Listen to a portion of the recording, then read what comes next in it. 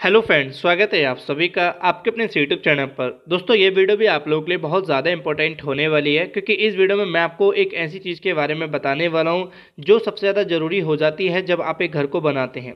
वो है बजट बनाना। अब यहाँ पे क्या होता है कि बहुत कम लोग ऐसे होते हैं जो घर को बनाने से पहले अपना बजट बनाते हैं या बजट को लेते हुए चलते हैं। यहाँ पे बहुत लोग कमी कर देते हैं, और जिसके कारण उनको इसके जो नुकसान है वो तो देखने को मिलते ही हैं। साथ ही साथ जो फ़ायदे होते हैं वो भी मैं आपको इस वीडियो में बताने वाला हूँ। कुछ स्टेप आपको बताऊंगा कहाँ पे और किस तरीके से आप अपने बजट को एक सही तरीके से बना सकते हैं।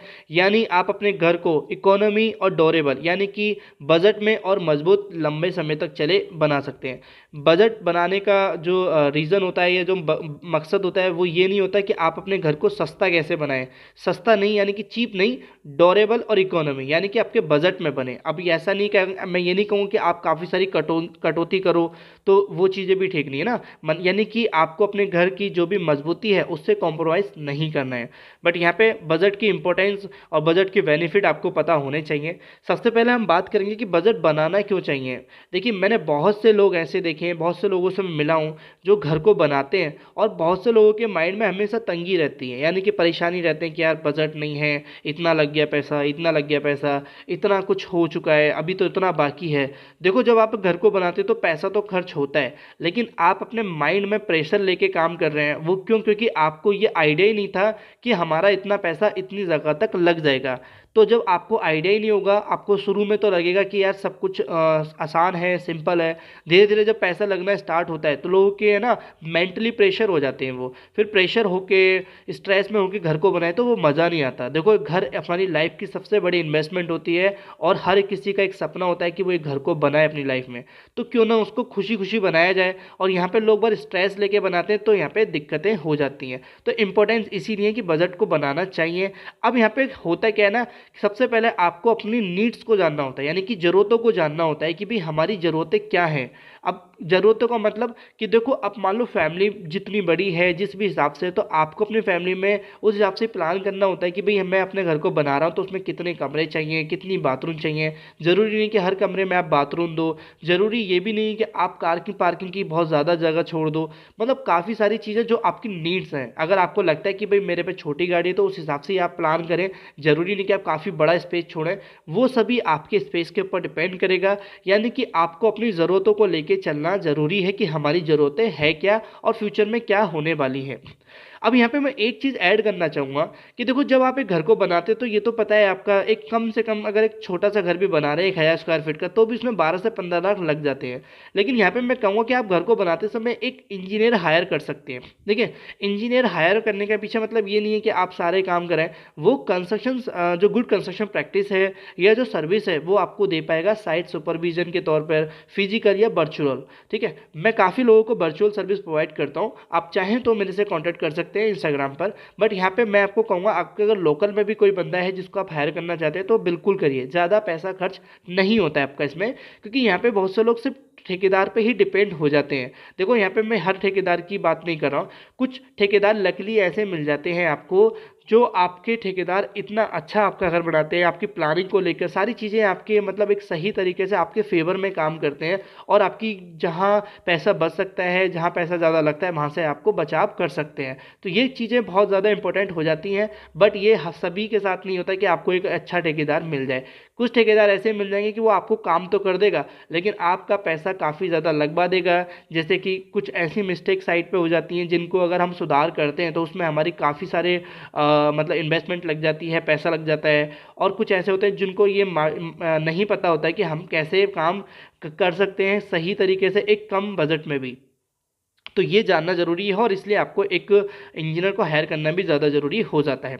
अब यहाँ पे मैं सबसे ज़्यादा जो बात करूँगा एक चीज़ के ऊपर, वो है हमारे बजट पे जो सबसे ज़्यादा इफेक्ट डालती हैं, यानी कि जो प्रभाव डालती हैं, वो हमारे इंटीरियर वर्क में जो काम होते हैं, जैसे कि plumbing, sanitary, electrician, painting, furniture, ये जो फिनिशिंग के काम होते हैं ये काफ़ी ज़्यादा अफेक्ट करते हैं हमारे बजट पर। अब ये कैसे पता चला? क्योंकि देखो, जब आप एक छत को डालते हैं तब तक तो आपका बजट नॉर्मल रहता है। जैसे ही आप फिनिशिंग वर्क पे आते हैं तो हर एक की तंगी में आ जाता है, वो मेंटली भी प्रेशर रहता है और वो मतलब जेब खाली सी हो जाती है उसकी, अगर किसी का ज़्यादा ही बजट नहीं है तो। अगर बहुत ज़्यादा बजट है तो बात अलग है। अब यहाँ पे क्या होता है कि देखो, जो प्लम्बिंग के पाइप होते हैं, इलेक्ट्रिशियन की जो महंगी महंगी लाइटें होती हैं, फर्नीचर में आपको बहुत महंगे महंगे स्टाइलिश डिज़ाइनिंग फर्नीचर बनाने की ज़रूरत नहीं है। आप एक नॉर्मल फर्नीचर लेके चल सकते हैं, आप एक नॉर्मल कंपनी के पाइप यूज़ कर सकते हैं, आप नॉर्मली यहाँ पे पेंट यूज़ कर सकते हैं। कोई ज़रूरी नहीं कि आप हर जगह वाटर प्रूफ करें या बहुत ज़्यादा ही मतलब प्रीमियम प्रोडक्ट यूज़ करें, नॉर्मल प्रोडक्ट कर सकते हैं जो काफ़ी ठीक रहते हैं। तो ये सभी पे ध्यान रखें, क्योंकि आप अपनी ज़रूरतों को लेके चलेंगे तभी आप अपने बजट को बना पाएंगे। ऐसा नहीं कि मैं ये भी लगा लूँ, वो भी लगा लूँ, ये भी कर लूँ, वो भी कर लूँ, तो फिर आपका बजट जाहिर सी बात है ऊपर पहुँच जाएगा। अब देखो, ये चीज़ें मैंने आपको बताई जो बजट में आपको इंक्लूड करनी है, इन्हीं सभी चीज़ों को ध्यान में रखना होता है। अब यहाँ पे देखो, एक चीज़ मैं बताऊंगा लास्ट में, मेरा ये सभी चीज़ों से कहने का पीछे रीज़न ये नहीं है, जैसे मैंने बोला कि आप फर्नीचर को नॉर्मली लकड़ी से बना सकते हैं या फिर आप उसको स्टाइलिश ना करके एक नॉर्मल प्लेन कर सकते हैं, पेंटिंग में भी आप वही चीज़ कर सकते हैं। तो मेरा कहने का मतलब ये नहीं है कि आप अपने घर से क्वालिटी से कॉम्प्रोमाइज़ करें। ये सारी चीज़ों का अगर आप नॉर्मली करते हैं तो भी आपकी क्वालिटी जो है वो बरकरार रहेगी। और एक चीज़ और ध्यान रखना, कुछ लोग बजट का मतलब ये समझ लेते हैं कि भाई हम अपने घर की जो ईंट है वो लो क्वालिटी की रखेंगे, सीमेंट हम थर्ड क्वालिटी का यूज़ करेंगे। नहीं भाई, मेरा कहने का मतलब ये नहीं है। आप ए क्वालिटी का खरीदो, कोई दिक्कत नहीं है, लेकिन कहाँ पे हमें क्या करना है वो चीज़ें जानना है, यानी कि ज़रूरत को जानना है। और आप अपने घर को जब बनाते हैं तो ध्यान रखें कि जो भी आपका फ्रेम स्ट्रक्चर है, यानी कि कॉलम, बीम, स्लैब, इनमें आप कभी भी कोई भी कॉम्प्रोमाइज़ ना करें, यानी कि मजबूती से कॉम्प्रोमाइज़ बिल्कुल भी ना करें इन चीज़ों में। क्योंकि फ्रेम स्ट्रक्चर जो आपका होता है ये आपका एक बार बन गया तो इसमें आप तोड़ फोड़ नहीं कर सकते। बाकायदा आपके जो फिनिशिंग वर्क होते हैं, इंटीरियर वर्क होते हैं, जैसे कि दीवार, इनको आप तोड़ के दोबारा कर भी सकते हैं, कोई दिक्कत नहीं। 9 इंची को 4 इंची कर सकते हैं, 4 इंची को 9 इंची कर सकते हैं। लेकिन जो आपने कॉलम बना दिया, जो आपने छत डाल दी, उसमें आप सोचो कि तोड़ फोड़ करें, इसको फिर से डाल देंगे, तो करने को सब चीज़ें हो सकती हैं, लेकिन इसमें बहुत ज़्यादा बजट लग जाएगा। तो फ्रेम स्ट्रक्चर कॉम्प्रोमाइज़ कभी भी नहीं करना। तो ये तो आपको जान के समझ में आ ही गया होगा कि हमारे घर के लिए बजट बनाना कितना ज़रूरी है। और मैं तो ये कहूँगा कि घर ही क्यों, आप कोई भी काम करें बजट में लेके चलें, बजट को बनाएं, चाहे वो कुछ भी हो सकता है, किसी भी तरह का काम हो सकता है। बट यहाँ पे क्या होता है कि जब हम घर को बनाते हैं तो हम अपना ना थोड़ा सा इमोशनली टच होके बनाते हैं, यानी कि मैंने ये फील किया है, मेरा भी घर बन रहा है तो मैं वहाँ पे उन सब चीज़ों को फील करता हूँ कि फ्रेम स्ट्रक्चर तो एकदम बन जाता है, लेकिन फिनिशिंग वर्क पे ना सभी के लाले उड़ जाते हैं, तोते उड़ जाते हैं कि हाँ इतना पैसा खर्च हो रहा है। वो मेरे साथ भी होता है और सभी के साथ होता है। तो आपसे एक छोटी सी रिक्वेस्ट है, देखो ये कुछ ऐसे पॉइंट थे जिनको आपको मद्देनजर रख के ही बजट को लेके चलना होता है। सबसे ज़्यादा जरूरत है कि जो अपनी नीड्स हैं, ठीक है। और अगर ये वीडियो अच्छी लगी है तो प्लीज़ वीडियो को लाइक कर देना। अब देखो, मैं आपकी हेल्प और कैसे कर सकता हूँ बजट को बनाने के लिए। देखो, मैं डेली वीडियो डालता हूँ जो कि कंस्ट्रक्शन से रिलेटेड होती है, कुछ मिस्टेक हो जाती हैं, उन सभी गलतियों को, उन सभी तरीकों को अगर आप जानते हैं, सीखते हैं, जो कि बहुत ही सरल और सिंपल भाषा में मैं आपको साइट पर दिखाता हूँ, जिससे आप अपने बजट को, अपने घर को एक सही तरीके से बना सकते हैं बिना किसी मिस्टेक के। तो आगे आपको इसी तरह की प्रैक्टिकल वीडियोस चाहिए तो हमारे चैनल को सब्सक्राइब करें, हमें फॉलो करें और साथ ही साथ इस वीडियो को लाइक करें। Thank you for watching video. मिलते हैं अपनी नेक्स्ट वीडियो में।